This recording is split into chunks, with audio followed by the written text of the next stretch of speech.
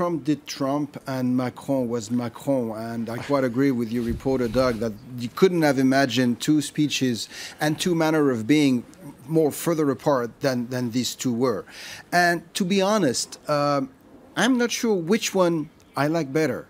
It's like looking at a glass and seeing, is it half full or half empty?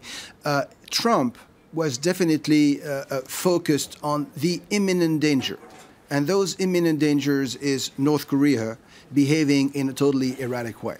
That imminent danger is Iran being a force for destabilization in the Middle East and elsewhere. That imminent danger is radical Islamic terrorism and so forth. And on the other hand, you had Macron looking at what the world could be.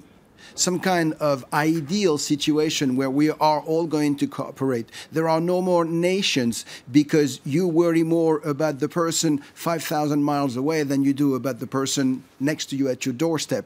And you have a responsibility, a moral responsibility towards both.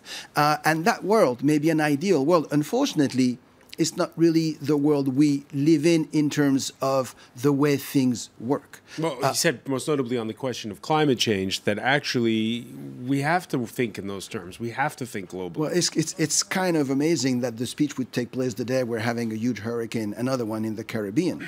But Trump did not even use the word climate in his speech. He did not even come close to ever alluding to the topic, which was half of what Macron talked about.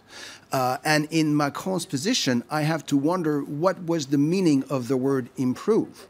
He did say we're not going to renegotiate, but yes, the deal can always be improved. And I don't know if that's the way for him to keep the door slightly open. Apparently, he assumed that at some point Donald Trump may ask to come back. Actually, they haven't really left, because there's a delay between when you announce and when you are actually kicked out. So they're still in, but they will be out eventually if nothing happens. So I wonder if Macron assumed that at some point Trump is going to come to his senses and will say, actually, no, we stay in, which is not at all Trump's position.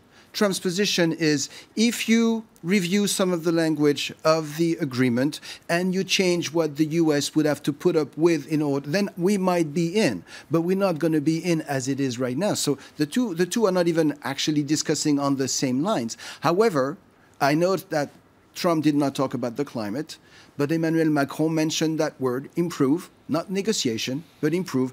And I wonder if there was like an extended hand to Donald Trump on that topic.